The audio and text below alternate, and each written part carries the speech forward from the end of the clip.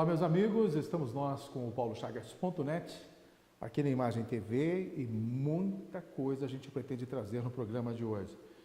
Eu quero rapidamente passar o assunto, claro, uma comoção nacional, uma preocupação nacional, foi realmente o acontecimento do esfaqueamento do candidato a presidente da República, o Jair Bolsonaro, na semana que passou. A pessoa que cometeu esse crime, Adélio Bispo de Oliveira, tem algumas curiosidades. E até a gente não entende o porquê que a Polícia Federal, enfim, não libera mais informações a respeito desse cidadão. E uma das informações que chama realmente a atenção é o fato de que ele esteve em Florianópolis, numa escola de tiro, lá no município de São José, em Florianópolis. E, por coincidência, os empresários, os donos dessa casa de tiro, são muito amigos, muito ligados a Jair Bolsonaro. E aí, a gente acaba fazendo uma série de questionamentos a respeito de Adélio Bispo de Oliveira, este criminoso que acabou esfaqueando, então, o candidato a presidente. Como é que ele tira dinheiro por estar desempregado, tira dinheiro para pagar uma casa de tiro lá na cidade de Florianópolis, sendo que ele nem vive em Florianópolis, ele mora em outra região, provavelmente lá pelo Rio de Janeiro, São Paulo. Mas enfim, poderia ter procurado inclusive uma casa de tiro mais simples, mais barata, com custos menores, mas não, ele foi nessa, dos amigos de Jair Bolsonaro. Aí depois a gente acompanhou todo o desenrolar depois do crime cometido, e a gente percebe que realmente ele não está sozinho, mas a alegação é de que sim, que ele agiu sozinho e com as ordens de Deus, segundo ele fala.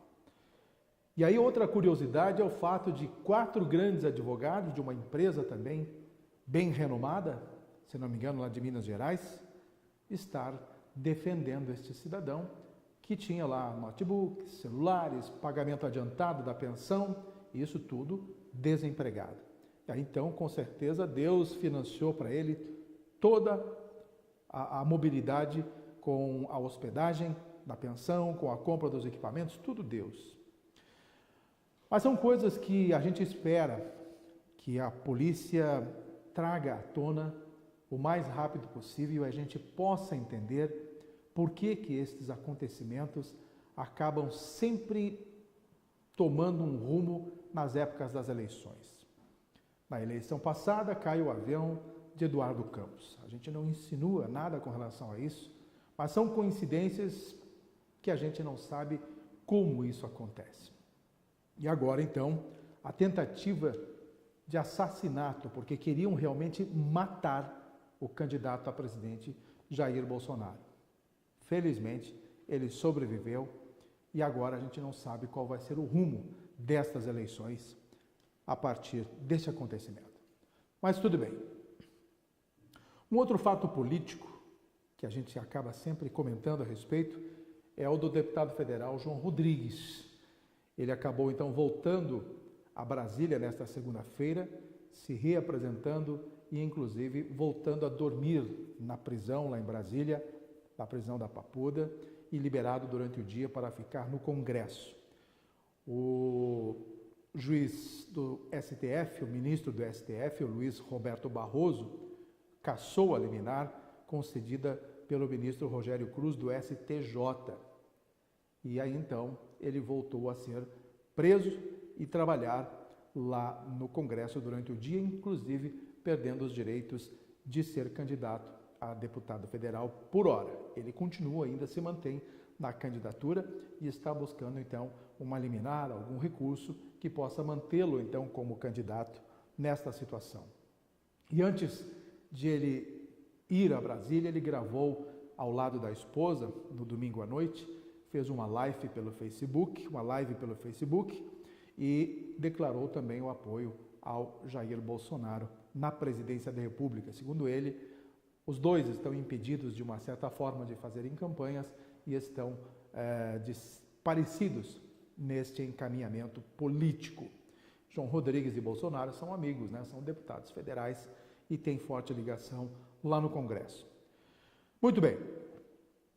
O NSC, a televisão NSC, ex-RBS, está esta semana fazendo uma série de entrevistas com os candidatos ao governo do estado de Santa Catarina, os principais. Começou nesta última segunda-feira com Mauro Mariani, do MDB, e mais ou menos 12 a 15 minutos de entrevista com cada candidato. Nesta terça-feira, a Ângela Castro, do PCO, na quarta-feira, a vez de Gelson Merizio, do PSD, na quinta, Décio Lima, do PT, na sexta, o Rogério Portanova, do Rede. Os demais candidatos terão as entrevistas gravadas e serão apresentadas no sábado. Então, assim se procederão estes encaminhamentos. E aí, então, vamos aguardar, depois disso tudo, provavelmente uma nova pesquisa em Santa Catarina deverá mexer, então, com os ânimos e o panorama político do estado. Nós estamos aguardando. Aliás, por falar em pesquisa, são 2 os institutos que estão fazendo pesquisas em Santa Catarina. Na primeira pesquisa, uma foi apresentada na quinta-feira e a outra na sexta pelo IBOP, completamente diferentes. Já uma outra pesquisa, recente agora, o IBOP não apresentou, já mostrou um novo quadro. Aliás, com Mariani e Merizio praticamente empatados tecnicamente, em terceiro, o deputado candidato pelo PT, o Décio Lima. E assim, então, a gente vai tentando analisar e acompanhar melhor todos esses encaminhamentos a partir dos índices das pesquisas para poder entender o processo e ver quem é que está melhor. E, sinceramente, as pesquisas não estão repassando a mesma credibilidade que anteriormente, ou nos anos anteriores, a gente costumava ter e esperava com ansiedade a participação dos institutos na corrida eleitoral. Agora, a gente fica até um pouco temeroso e não entende exatamente o que está acontecendo ou não quer aceitar tudo o que acontece em termos de divulgação destas pesquisas. Eu tenho lá minhas dúvidas hoje sobre os institutos de pesquisa, inclusive um do IBOP Nacional, pesquisa Datafolha, divulgado pela Rede Globo ontem à noite e também divulgado amplamente nesta terça-feira. Os números parece que não batem, a gente não confia, a gente não acredita, dá uma impressão que estão turvas estas informações. Mas são coisas, então, nisso tudo, a gente precisa ficar de olho com relação aos institutos de pesquisa e os números que eles apontam para a sociedade. Tudo isso pode ter, claro, algum tipo de indução, manipulação, entre outras coisas. Bom, vamos falar da nossa cidade de Lages. A cidade de Lages, minha gente, eu já defendi em outras ocasiões que as coisas estão definitivamente acontecendo. A administração municipal entrou agora em 1 ano e 9 meses de administração. A gente percebe que muitas coisas estão acontecendo, né? Ruas agora estão sendo asfaltadas, ruas estão sendo recapeadas e isso a gente está observando no dia a dia nos noticiários. Daqui a pouquinho mais eu quero inclusive falar da coletiva de imprensa concedida pela administração municipal, pelo prefeito Antônio Seron, na manhã desta última segunda-feira e recapitular basicamente os assuntos que foram abordados. Antes disso, então, eu só quero fazer um depoimento a vocês, não é explicitamente um comercial, mas eu quero fazer um depoimento bastante positivo por alguém que eu confio demais em termos de serviço. É o pessoal da Orcegups, gente. Há mais ou menos 7 anos eu tenho hoje uma parceria com a Orcegups e o sistema operacional deles demonstra muita agilidade e demonstra determinação quando a equipe é acionada. Eu tenho uma segurança ampla com a Orcegups. Então, não é exatamente um comercial que eu quero fazer a vocês, mas uma dica. Se você precisa de algum sistema de segurança pública ou de segurança patrimonial na sua casa, procure então conversar com essas pessoas antes de procurar qualquer outra empresa ligada à segurança patrimonial. Tá bom, gente? Só prometi isso, são amigos e a gente quer valorizar o que é bom na nossa cidade. Por falar em que é bom na nossa cidade, eventos culturais estão por acontecer nesse final de semana. Vejam bem, o 11º Confaban Sul é o encontro de bandas e fanfarras, né? Bandas marciais e fanfarras que estarão em Lages nos dias 14 até 16, de 14 de setembro até 16. Então, sexta-feira até domingo, Lages vai estar toda ligada. Não, estou confundindo aqui, gente. Perdão. Deixa eu ver aqui. Primeiro é o 23º Festival Esportivo Cultural Artístico FECART. Este sim vai estar acontecendo de 14 até dia 16, domingo, em Lages. É um movimento tradicionalista gaúcho do estado de Santa Catarina que terá a participação de 25 CTGs, tá bom? Então, eu quero convidar a vocês para que participem deste FECART, envolvendo aí o campo nativista. Vai ser lá no Colégio Industrial. O que eu quis dizer de fanfarras e bandas é o 11º concurso de fanfarras e bandas sul-brasileiro, o Confaban Sul. Este sim também será realizado nos dias 15 e 16 de setembro. São nos mesmos dias 2 grandes eventos culturais aqui na nossa cidade de Lages. A previsão é de que 60 bandas de 6 estados, entre eles Minas Gerais e Rio de Janeiro, estarão se apresentando aqui na cidade de Lages. Teremos a presença de praticamente 4.000 músicos. E isso me faz lembrar os meus tempos de jovem na cidade de Carazinho. Aliás, eu estive neste final de semana em Carazinho, assisti lá o desfile de 7 de setembro e as lembranças quando a gente era criança e desfilava nas ruas daquela cidade, e eu fazia parte da banda marcial do Colégio La Salle. Eram mais de 100 integrantes, eram 130 integrantes naquela banda marcial, e eu estava nela. E nós participávamos, assim, de várias apresentações em vários municípios da região, mesmo fora de época de 7 de setembro. Então, é coisa muito linda de acompanhar estas bandas marciais e essas fanfarras que irão se apresentar, então, em Lages neste final de semana. E, paralelo, então, o FECART, né, o evento nativista. Então, está aí a cultura bombando na nossa cidade neste final de semana. Vamos seguir aqui as informações que temos no nosso paulochagas.net, e é exatamente isso que a gente procura trazer a vocês, porque nós trabalhamos em conjuminância, né, ligados aos assuntos do nosso blog. A prefeitura, nesta coletiva, se demonstrou bastante preocupada com algumas informações, talvez mal colocadas, a respeito de um convênio que existia com a APAE. Pois bem, a prefeitura tenta fazer desde que assumiu no dia 2 de janeiro de 2017, quando assumiu a prefeitura, trabalhar dentro da lei. E a legislação está apertando em todos os sentidos.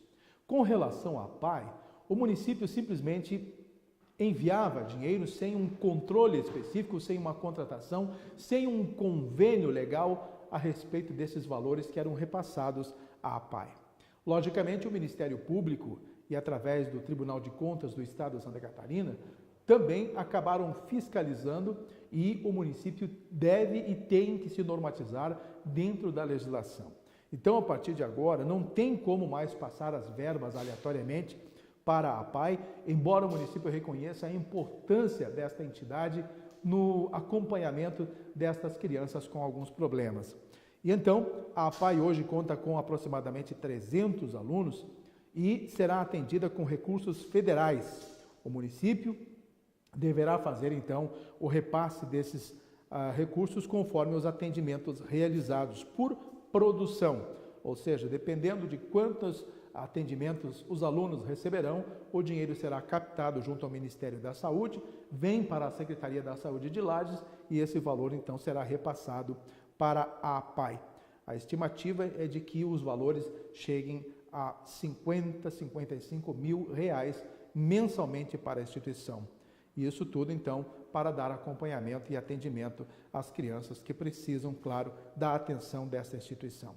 E o prefeito, mais uma vez, reiterou que reconhece o trabalho da APAE, a importância dele para a cidade, mas que não se pode mais simplesmente fugir às regras da legislação para repassar. Alguém, mais cedo ou mais tarde, acabará pagando esta conta e, inclusive, com sérios desdobramentos até mesmo para a instituição.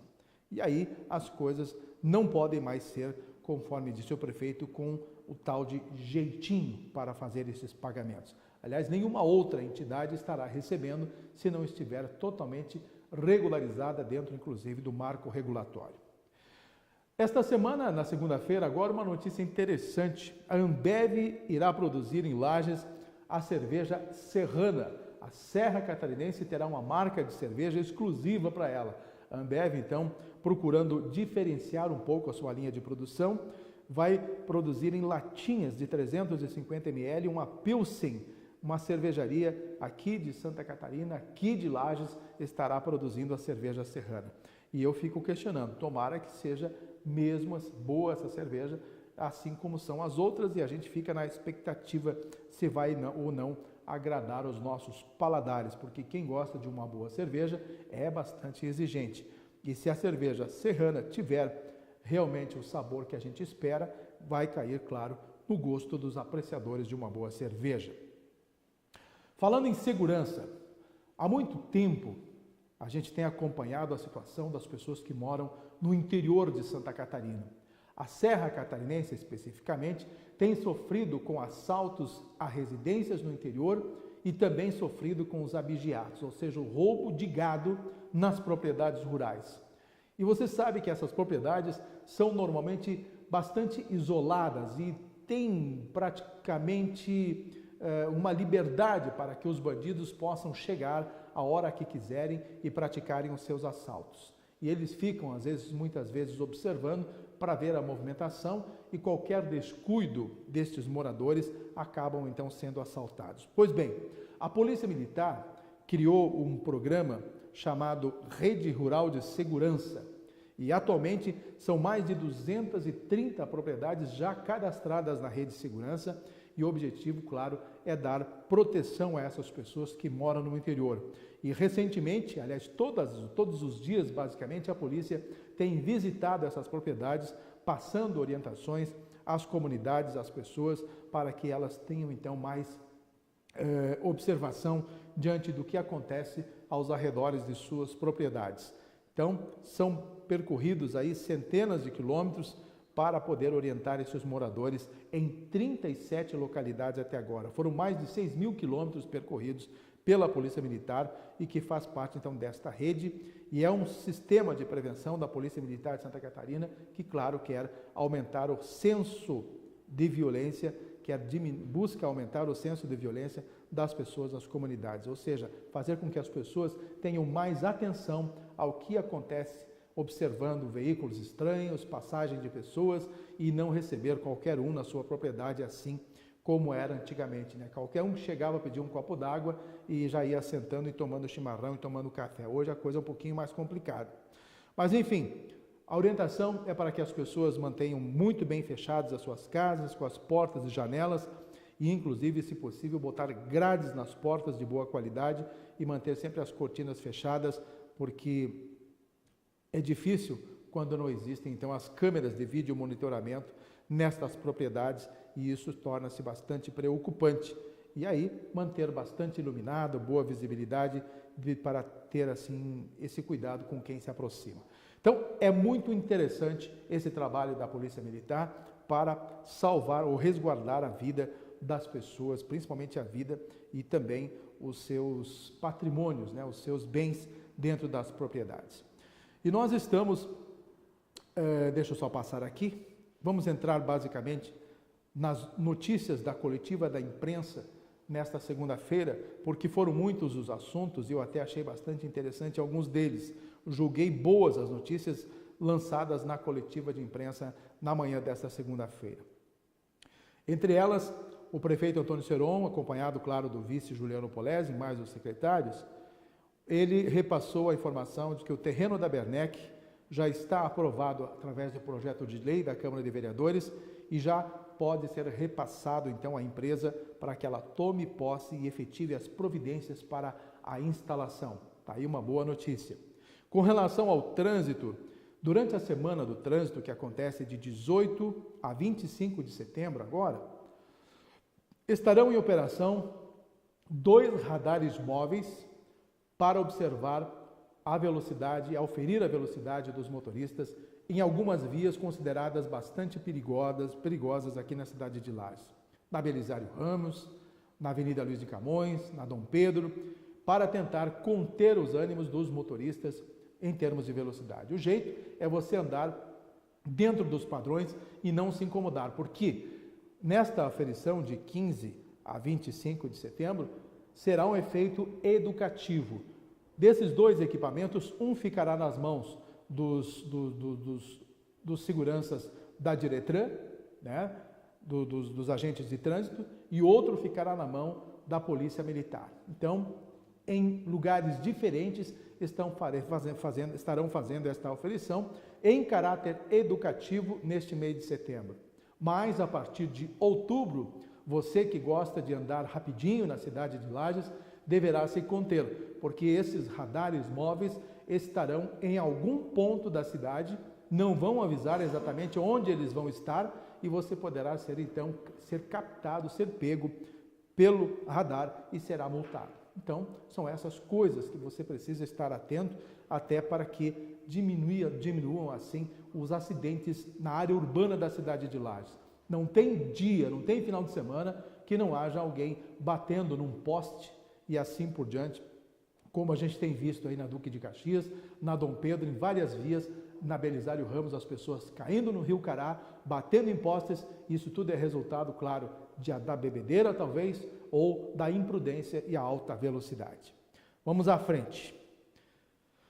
Uma medida interessante será a instalação do binário. Não é uma coisa nova, a gente já ouviu falar isso desde a administração anterior de Eliseu Matos, que havia a intenção de transformar a rua Frei Gabriel, só na descida em direção à Uniplac, em mão única. E depois, lá na frente do Sesc, você pegar a Anastácio, deixa eu pegar aqui o nome da rua, não lembro exatamente, Anastácio da Silva Mota, mais ou menos esse é o nome, lá da frente do Sesc, vão abrir a rua e você sobe em direção ao centro, numa outra via. Então é um binário, um desce e outro sobe, basicamente em umas ruas paralelas aqui da cidade de Lages, visando melhorar o fluxo de veículos em direção à Uniplac, que hoje a gente, quando desce para a Uniplac, na Frei Gabriel, às vezes ali na frente do Santa Rosa, você já tem que ir devagarinho até lá embaixo na sinaleira da Belisário Ramos para chegar até a Uniplac. Então, está realmente muito complicado esse trânsito, mas alguma coisa deverá melhorar. Essas mudanças do binário já deverão ser providenciadas a partir do mês de outubro. É bastante interessante. No campo da saúde, o que foi colocado é que o município está bastante preocupado com pessoas que não estão, que marcam as suas consultas e estão faltando. Cerca de 43%, um índice extremamente alto de pessoas que estão faltando as suas consultas, né? E também deixam de pegar os seus exames depois de feitos. E aí perdem, então, muitas outras que precisam desses especialistas, não têm oportunidade de consultarem. E uma notícia bem interessante que as pessoas não sabem, para quem tem a receita, somente será válida a receita originária por médicos do SUS, do Sistema Único de Saúde, para a retirada dos medicamentos na farmácia básica. Antes a pessoa pegava uma receita, podia ser de uma consulta particular, poderia ser feita dentro de uma entidade assistencial, e o médico simplesmente liberava a receita, as pessoas passavam na farmácia básica e levavam a medicação. A lei agora permite que somente as pessoas consultadas pelo SUS, pelos médicos do SUS, retirem a medicação na farmácia básica. As demais receitas não serão mais aceitas. Vai dar um quiprocó, muita gente chorando, reclamando e assim por diante. Até mesmo a Associação dos Aposentados não terá mais direito de liberar os seus médicos para buscar a medicação lá. Terá que ser um médico do SUS. É a legislação e o município estará cumprindo à risca. No que tange a revitalização do centro, neste último dia 9, foram 2 empresas que se habilitaram para a revitalização do centro. Não abriram os envelopes das propostas, apenas foram avaliadas as condições técnicas. Foram escolhidas 2 que estavam regularizadas. Uma construtora Progredior de São Paulo, a mesma que construiu ali a nova ala do Hospital Teresa Ramos, e uma de Lages, a Terra Engenharia. Estas 2, então, deverão agora, na próxima quarta-feira, nesta quarta-feira, quando encerra o prazo de recursos para que outras possam, de repente, recorrer, e se não recorrerem, não tiver nenhum problema, todos os papéis dessas duas empresas serão realmente analisados e na próxima quarta-feira, a expectativa no dia 19 é que seja feita a abertura dos envelopes das propostas e assim então seja conhecida definitivamente a ganhadora desta licitação para a revitalização do centro da cidade de Lages. Coisa que nós estamos aguardando com muita expectativa para que isso aconteça definitivamente o mais rápido possível. A revitalização do centro de Lages está sendo aguardada, está nos deixando bastante ansiosos para que haja uma remodelação definitiva, principalmente porque o nosso calçadão da Praça João Costa está de forma extremamente abandonada, hoje precisa mexer urgentemente para que nós deixemos de ver aquelas imagens horríveis hoje do calçadão da Praça João Costa. Então, basicamente, são essas as informações, não vou falar dos nossos candidatos locais e nem regionais, a gente não vai pegar basicamente o assunto determinado de cada um deles, a gente vai fazer um programa específico, fazendo uma análise das campanhas dos nossos candidatos da região da Serra Catarinense, tanto a federal quanto a estadual, numas próximas oportunidades aqui nos nossos programas.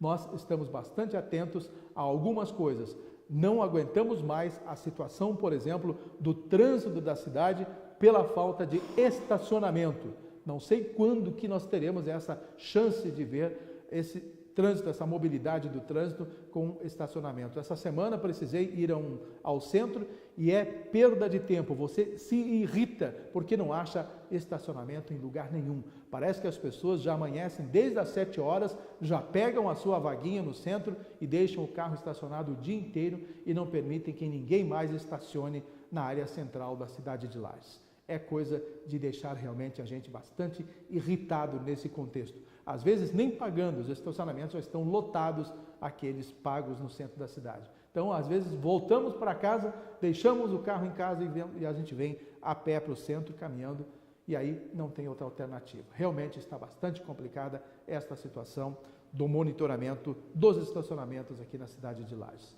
Mas isso ainda não vai terminar agora, teremos um prazo ainda até o ano que vem para ver isso tudo ajustado. Tá bom, minha gente?